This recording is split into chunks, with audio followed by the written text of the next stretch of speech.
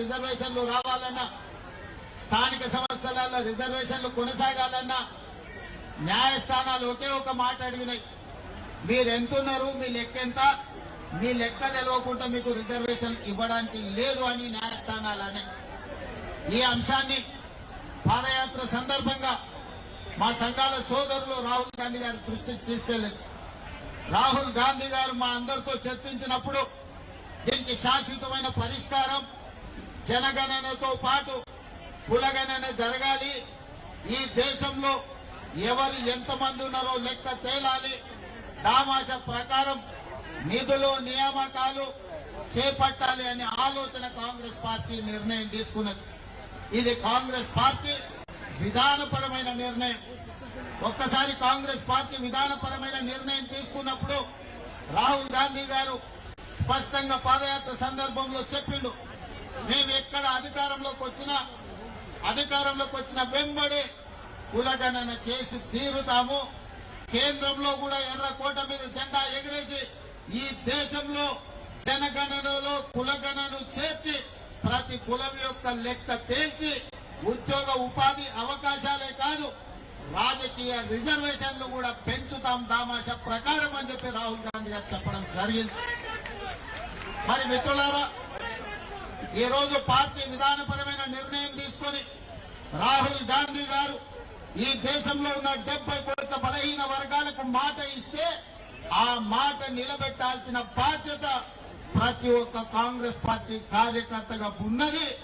అందులో భాగంగానే నేను ఏ సామాజిక వర్గమైనా నా మీద ఏ ఒత్తిడి ఉన్నా రాహుల్ గాంధీ గారు ఇచ్చిన మాటను నిలబెట్టడానికి మొదటి సంవత్సరంలోనే, అసలు వాస్తవంగా చెప్పాలంటే డిసెంబర్ 7 నాడు మనము ప్రభుత్వాన్ని ఏర్పాటు చేస్తే ఫిబ్రవరి 4, 2024 నాడే శాసనసభలో మా మిత్రుడు పొన్నం ప్రభాకర్ గారి చేత తీర్మానాన్ని ప్రవేశపెట్టి 100 రోజులు తిరగక ముందే బలహీన వర్గాల లెక్క తేల్చడానికి చట్టసభలలో తీర్మానం చేసిన చరిత్ర మా ప్రభుత్వాన్ని, రాహుల్ గాంధీ గారి నాయకత్వం. అక్కడి నుంచి మొదలుపెట్టి ఆ ప్రక్రియను ఫిబ్రవరి 4, 2025 నాటికి పూర్తి చేసి చట్టసభలలో ప్రవేశపెట్టినాం. అందుకే ఫిబ్రవరి 4 తారీఖును ఈ రోజు సోషల్ జస్టిస్ డేగా ఎప్పటికీ శాశ్వతంగా జరుపుకోవాలని రాష్ట్ర ప్రభుత్వం నిర్ణయం తీసుకుని ఫిబ్రవరి 4ను సోషల్ జస్టిస్ డేగా ఈ రోజు మనం నిర్ణయించుకున్నాం. మిత్రులారా, ఇవాళ మీరు ఆలోచన చేయండి, ఆనాడు తెలంగాణ ఉద్యమం జరిగిందే ఉద్యోగాల కోసం, ఉపాధి కోసం. తెలంగాణ రాష్ట్రం ఏర్పడిన తర్వాత ప్రభుత్వంలో ఉన్న ఉద్యోగ ఖాళీలను భర్తీ చేయమని విద్యార్థులు, నిరుద్యోగ యువకులు గల్లీ నుంచి ఢిల్లీ వరకు కొట్లాడి, కానీ ఆనాడు అధికారంలో ఉన్న ముఖ్యమంత్రి అయిన కుమారుడు ఉద్యోగ నియామకాలు చేపట్టలేదు. ఎన్ని పోరాటాలు చేసినా, ఎంతమంది పిల్లలు కొట్లాడినా, ఎంతమంది పిల్లలు ప్రాణాలు ఇచ్చినా ఆనాడు అధికారంలో ఉన్న వాళ్లకు చెవికెక్కలేదు. అందుకే ఎన్నికల సందర్భంగా పాదయాత్ర చేసినప్పుడు నేను తెలంగాణ నిరుద్యోగ యువకులకు ఒక మాట చెప్పిన, ఇక మీరు ఉద్యోగాలు ఇవ్వండి అని అడగకండి, తండ్రి కొడుకుల ఉద్యోగం ఊడగొట్టండి, మీ ఉద్యోగాలు మీ ఇంటికి వస్తాయని ఆనాడు నేను చెప్పిన. ఆ మాట ప్రకారం తెలంగాణలో ఉన్న యువకులు తండ్రి కొడుకుల ఉద్యోగం ఊడగొడితే సంవత్సరం తిరిగే లోపల 59,000 ప్రభుత్వ ఉద్యోగ నియామకాలు చేపట్టి మా ప్రభుత్వం చిత్తశుద్ధిని నిరూపించుకున్నది. మరి ఇవాళ మిత్రులారా, బలహీన వర్గాల కోరిక అసంబద్ధమైన కోరిక కాదు, బలహీన వర్గాల కోరిక సంబద్ధమైన కోరిక. ఈ రోజు మీది ధర్మమైన కోరిక. ఒక ధర్మమైన కోరిక నెరవేర్చడానికి ప్రభుత్వాలు ముందుకు రావాలి, బాధ్యత తీసుకోవాలి. కానీ భారతీయ జనతా పార్టీ ఈనాడందుకు సిద్ధంగా లేదు. వాళ్ళకి విధానపరమైన ఆలోచననే బలహీన వర్గాలకు వ్యతిరేకం. ఇంతకుముందు మిత్రుడు శ్రీనివాస్ గౌడ్ చెప్పిన అంశాలను మళ్ళొకసారి చెప్పదలుచుకున్నాం. ఆనాడు మొరార్జీ దేశాయ్ గారు ఈ దేశంలో ఉన్న బలహీన వర్గాల లెక్క తేల్చాలి, ఈ జనాభాలో జాతుల యొక్క లెక్క తేలాలి అని మండల్ కమిషన్ ను నియమించి మండల్ కమిషన్ ద్వారా నివేదిక అడిగింది. ఆ మండల్ కమిషన్ ఈ దేశంలో 52% బలహీన వర్గాలు ఉన్నారు, 27% రిజర్వేషన్ ఇవ్వాలి అని వారి ప్రతిపాదన ఇచ్చారు.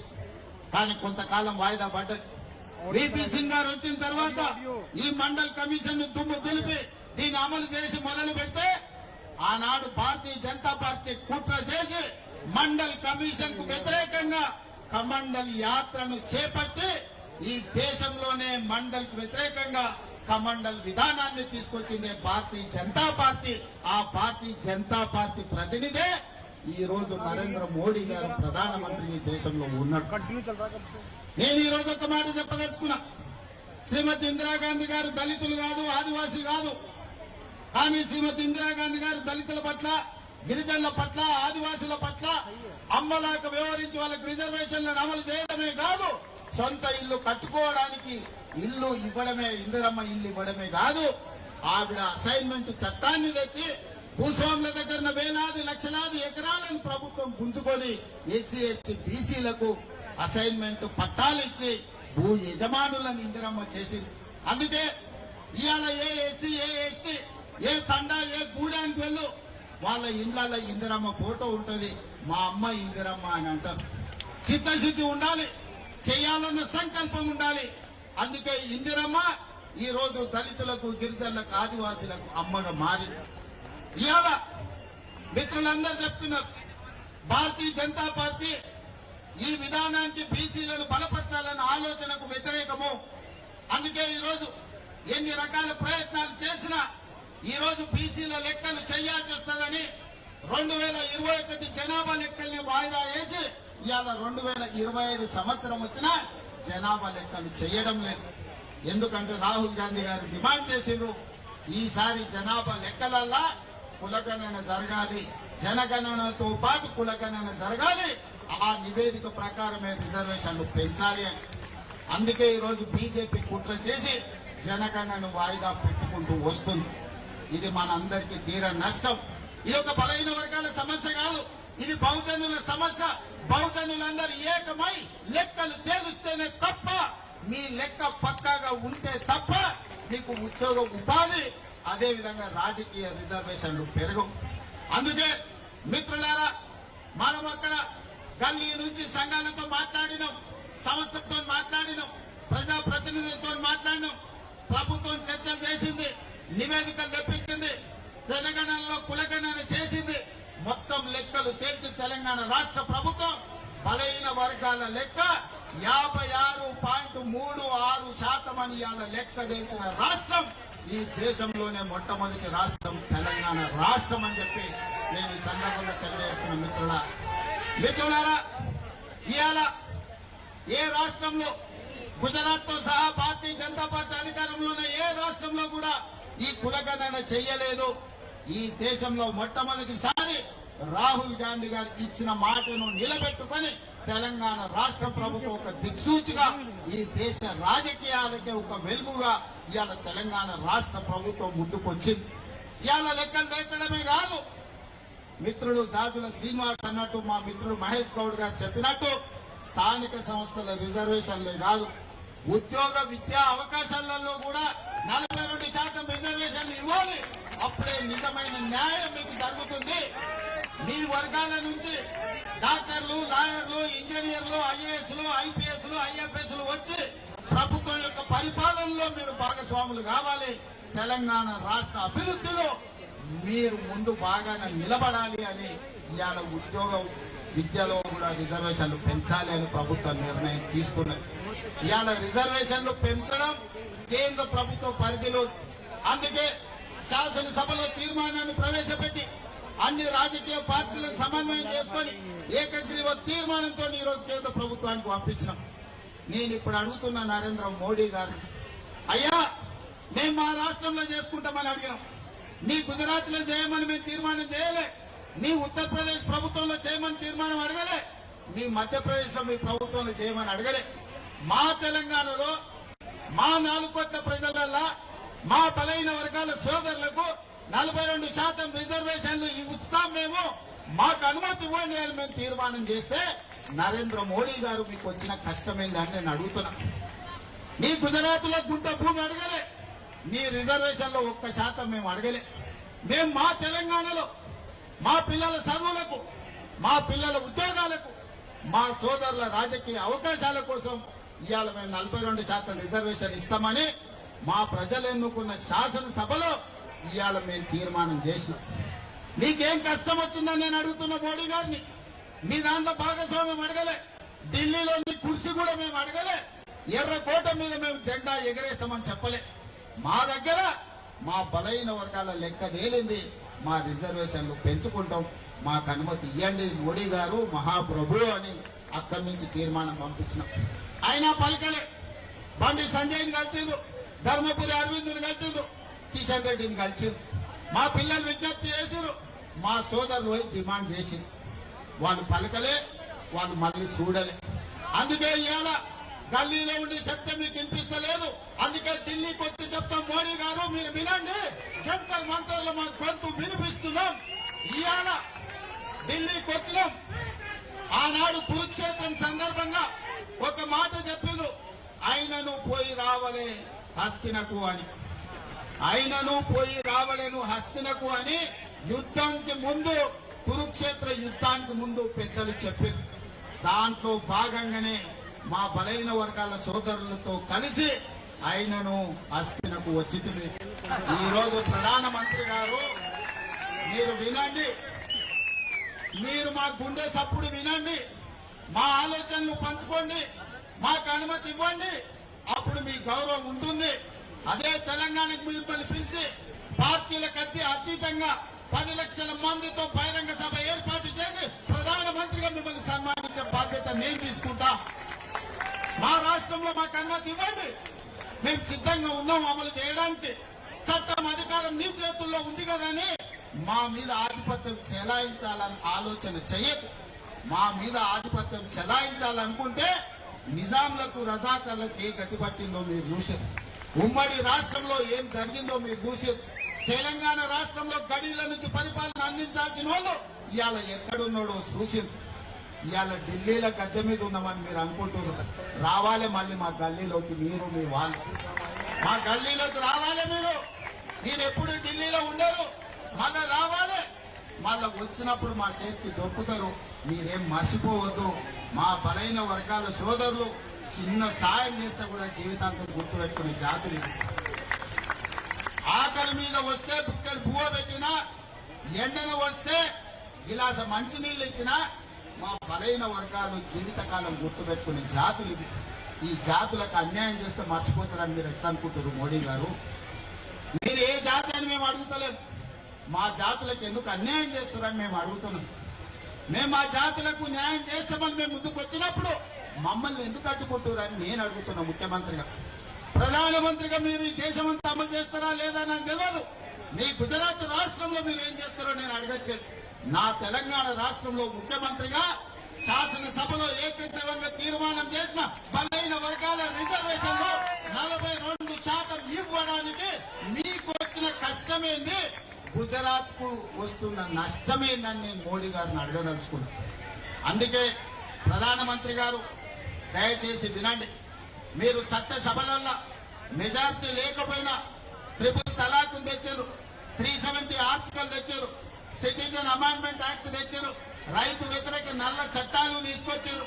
ఇవాళ వక్ఫ్ బిల్లు తెస్తున్నారు. మీకు బలం లేకపోయినా, ఇన్ని బిల్లులు మీకు బలం లేకపోయినా, ఇన్ని రాజకీయ పార్టీలు మిమ్మల్ని వ్యతిరేకించినా మీరు అవన్నీ చట్టాలు చేసి ప్రజల నెత్తి మీద రుద్దిరు. ఇవాళ కమ్యూనిస్టుల నుంచి కాంగ్రెస్ వరకు, ఎంఐఎం నుంచి బీఎస్పీ వరకు, ఈ రోజు సిపిఎం నుంచి సిపిఐ వరకు ప్రతి రాజకీయ పార్టీ అనుకూలంగా ఉన్నప్పుడు బలైన వర్గాల రిజర్వేషన్లు పెంచడానికి మీకు వచ్చిన బాధ ఏంటి అంటే నేను అడుగుతున్న మోడీ గారు. ఇవాళ అన్ని రాజకీయ పార్టీలు మీకు అండగా నిలబడడానికి, మీకు ఆ సంగతి అర్థం కావడానికి చట్టసభలలో మీరు అనుమతి ఇవ్వకపోతే జంతర్ మంతర్ చౌరస్తాలో 15-16 పార్టీలు ఈ రోజు ఈ వేదిక మీద నుంచి మేము అనుకూలమని చెప్పింది. అందుకే మా జాతుల శ్రీనివాస్ అన్ని రాజకీయ పార్టీలను ఇక్కడికి రప్పించి ఈ వేదిక మీద నుంచి ప్రధానమంత్రి గారికి విజ్ఞప్తి చేయించారు.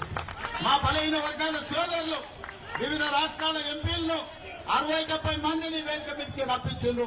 ఇవాళ వివిధ రాజకీయ పార్టీలు ఇవాళ మేము అనుకూలం ఉన్నాయని చెప్పిన పాలకపక్షం నువ్వు అనుకూలం ఉంటే ప్రతిపక్షంగా 100 ఎంపీలు మేమున్నాం. మాతో ఉన్న డిఎంకే కావచ్చు, ఎన్సీపీ కావచ్చు, ఈ రోజు అదేవిధంగా లాలూ ప్రసాద్ కావచ్చు, ములాయం సింగ్ గారి పార్టీ కావచ్చు, ఇన్ని రాజకీయ పార్టీలు ఇక్కడికి వచ్చిన తర్వాత మరి అందరూ శాఖాహారులు అయితే రొయ్యల పుట్ట మాయమైపోయిందని ఇంతకు అన్నారు. మీరు బీసీల మేలు కోసమే ఉన్నామంటారు, బీసీల కోసం ప్రాణాలు ఇస్తామంటాడు మా బండి సంజయ్ సోదరు. మా ప్రాణాలు వద్దాయా 42% రిజర్వేషన్ అడిగింది. మాకు మీ ప్రాణాలు వద్దు, మీ ప్రాణాలు మేమేం చేసుకుంటాము, 100 ఏళ్ళు నువ్వు మీ మోడీ సుభిక్షంగా ఉండండి, మాకు అభ్యంతరం లేదు. మాకు కావాల్సిందల్లా 42% రిజర్వేషన్ మా బలైన వర్గాలు. అది కూడా మా రాష్ట్రంలోనే మేము చేసుకుంటాం అంటున్నాం. మేము గుజరాత్ లో చేస్తామంటలేం, మేము ఉత్తరప్రదేశ్ లో చేస్తామంటలేం. ఇవాళ అందుకే మోడీ గారికి విజ్ఞప్తి చేస్తున్నా, నువ్వు తెలంగాణలో మాకు అనుమతి ఇవ్వకపోతే ఇది దేశం అంతా కారు చిచ్చులా వ్యాపిస్తుంది. మీరు అనుకుంటున్నారేమో గుజరాత్ లో అంచు వేస్తామని, ఇది నిప్పు రగులుతుంది, దేశం మొత్తం వ్యాపిస్తుంది, దేశం నలుమూలల జాగృతం చేస్తాం. మా పెద్దలు హనుమంతన్న చెప్పినట్టు దేశంలో అన్ని రాజకీయ పార్టీలను అన్ని సంఘాలను కూడగడతాం. మీరు ఎట్లా ఢిల్లీల గద్దె మీద ఉంటారో మేము కూడా చూస్తాం. ఆయనలో ఉద్యోగాలు ఇవ్వని కుటుంబాన్ని తండ్రి కొడుకుల ఉద్యోగం ఊడగొట్టి ఇవాళ వేలాది ఉద్యోగాలు తెలంగాణలో ఇచ్చినాం. బలైన వర్గాల రిజర్వేషన్లు మీరు ఇవ్వకపోతే మీరు మా డిమాండ్ కు దిగన్న రావాలి, లేకపోతే మీరు దిగన్న పోవాలి. మోడీ గారు మీకు తప్పదని నేను చెప్పదలుచుకున్నా. మీ ఎక్కువ కాలం బీసీ ముసుగులో మీరు ప్రభుత్వాన్ని ఏలలేరు, మీరు గద్దె మీద కూర్చోలేరు. అందుకే మిత్రులారా, ఈ రోజు మీ ధర్మమైన కోరిక నేను ఒక ఉదాహరణ చెప్పదలుచుకున్నా. 2015లో ఇక్కడనే మాదిగ ఉపకులాల వర్గీకరణ కోసం మందకృష్ణ మాదిగ ధర్నా చేసి జంతర్ మంతర్నే అలసిపోయి చెట్టు కింద కూర్చున్నాడు. నేను కూడా సంఘీభావం తెలుపుదామని వచ్చిన. అన్నా ఇన్ని చేసినా ఎవరు ఇంటలేరు, ఏం చేద్దామని నన్ను అడిగింది. మరి ఏం చేద్దామని నువ్వు అనుకుంటున్నావు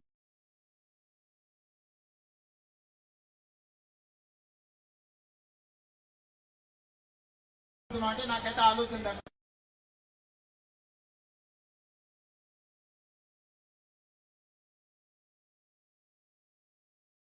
ఎట్లా అన్నాడు. మీ ధర్మమైన కోరిక ధర్మయుద్ధం ప్రకటించని చెప్పి పరేడ్ గ్రౌండ్ లో మాదిగ ఉపకులాల ధర్మయుద్ధం ప్రకటించింది. విజయం సాధించిండు, లక్ష్యానికి చేరుకున్నాడు. ఇవాళ మా మిత్రులకు అందరికీ నేను ఒకటే మాట చెప్పదలుచుకున్నా. ఇవాళ చెబితే విన్నారా, సరే వినప్పుడు మన బలమేందో చూపించాలి. మన ధర్మమైన కోరిక కోసం మా బలైన వర్గాల ధర్మ యుద్ధం ప్రకటించండి. మీకు అండగా నిలబడతా, మీకు తోడుగా ఉంటా. ఇక ఢిల్లీ కొత్తది కాదు, మీరే మా పెళ్లికి రావాలి.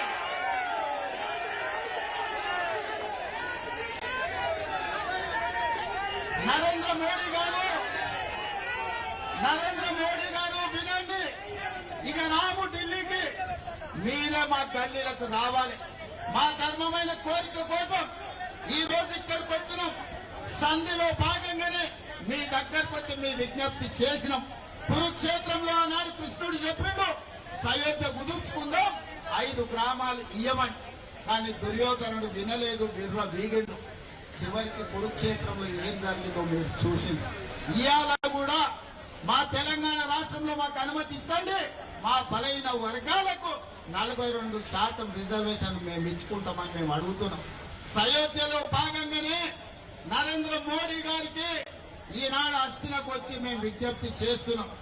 ఇక మళ్ళీ విజ్ఞప్తులు తీసుకొని మళ్ళీ అస్థినకు రాము. మీరు ఎట్లా గల్లీలకు వస్తారో చూస్తాం. తొందరలోనే మా బలైన వర్గాల సోదరులకు, మా బహుజన సోదరులకు నేను విజ్ఞప్తి చేస్తున్నా. అదే పరేడ్ గ్రౌండ్ లో ధర్మ యుద్ధం ప్రకటించండి. 10 లక్షల మందితో మన బలమేందో చూపిద్దాం.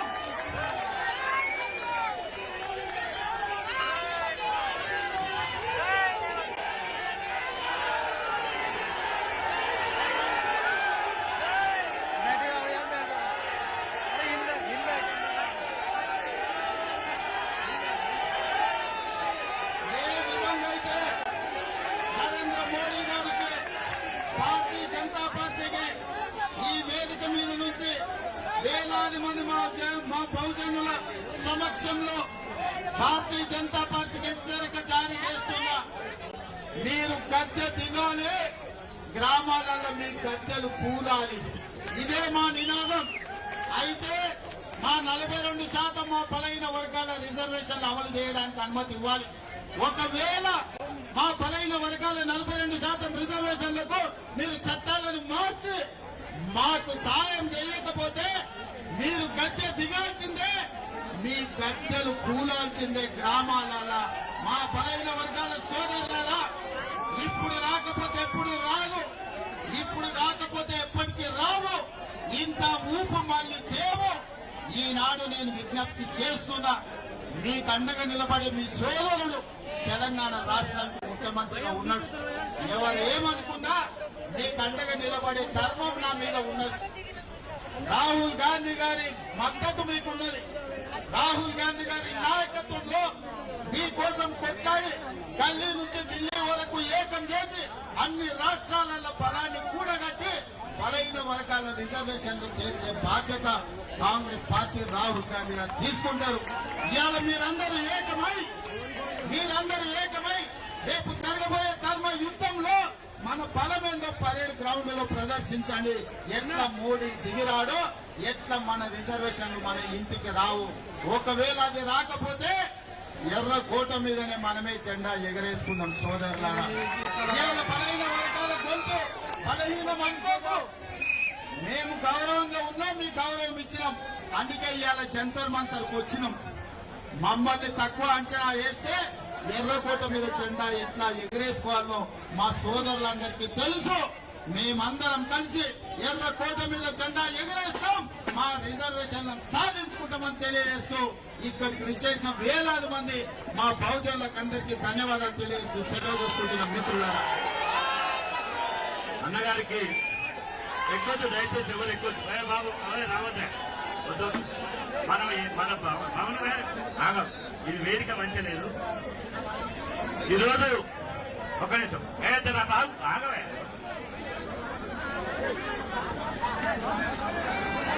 మన అన్న ఉప ముఖ్యమంత్రి వర్యులు బట్టి విక్రమార్క గారు